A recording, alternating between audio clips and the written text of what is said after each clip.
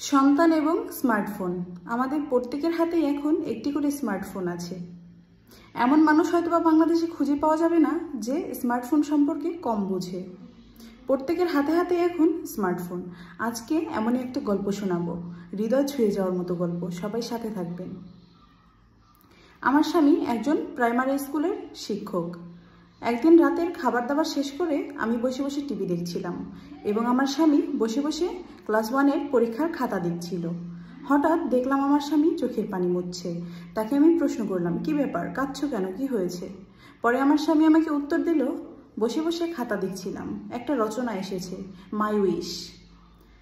সবাই মোটামুটি ভালোই লিখেছে, কিন্তু একজনের খাতা দেখে চোখের পানিকে আটকে রাখতে পারলাম না।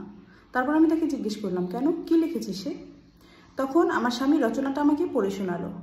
একটা বাচ্চা লিখেছে, আমার স্বপ্ন আমি স্মার্টফোন হব, কারণ আমার মা বাবা আমার থেকে স্মার্টফোনকে বেশি প্রায়োরিটি দেয়। আমার মা যখন স্মার্টফোনে কথা বলতে শুরু করে তখন ঘন্টার পর ঘন্টা চলে যায়, কিন্তু আমাকে কোনো গুরুত্ব দেয় না। এমন অনেক সময় গেছে যে আমার মা স্মার্টফোন চালাতে চালাতে আমাকে খাবার দেওয়ার কথা ভুলে গেছে। আমার বাবা স্মার্টফোন দেখে সব সময়। আমার বাবা ঘুমানোর সময় মাথার কাছে স্মার্টফোনটাকে রেখে শোয়, কিন্তু কখনো আমার বাবা আমাকে জড়িয়ে ধরে শোয় না। আমার মাকে অনেকবার দেখেছি ভিডিও দেখতে, রিলস দেখতে স্মার্টফোনে। আমাকে সময় মতো এমন অনেকও হয়েছে যে গোসল করিয়ে দেয়নি, খাবার খাইয়ে দেয়নি, আমার মা রিলস দেখতে ব্যস্ত। আমার মা যখন মামার সঙ্গে ফোনে কথা বলতো তখন আমি খাবারের জন্য 1000 বার ডাকলেও আমার মা সাড়া দিত না। যখন নানু বাড়িতে ফোন দিত তখন ঘন্টার পর ঘন্টা পার হয়ে যেত। এই জন্য আমার ইচ্ছে আমি স্মার্টফোন হব।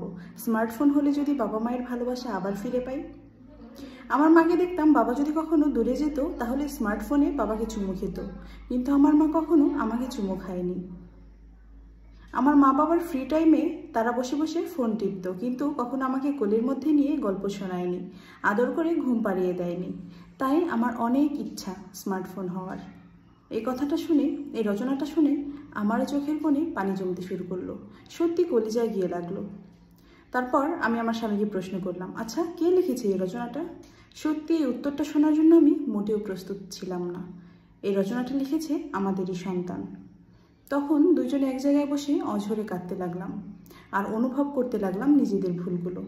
বর্তমান সময়ে স্মার্টফোন মানুষকে এমনভাবে গ্রাস করে নিয়েছে যে পরিবারের সঙ্গে সময় কাটানোর মতো বিন্দু পরিমাণ সময়ও মানুষের কাছে নেই। একে অপরের কাজে ব্যস্ত, যে নিজ নিজ কাজে ব্যস্ত।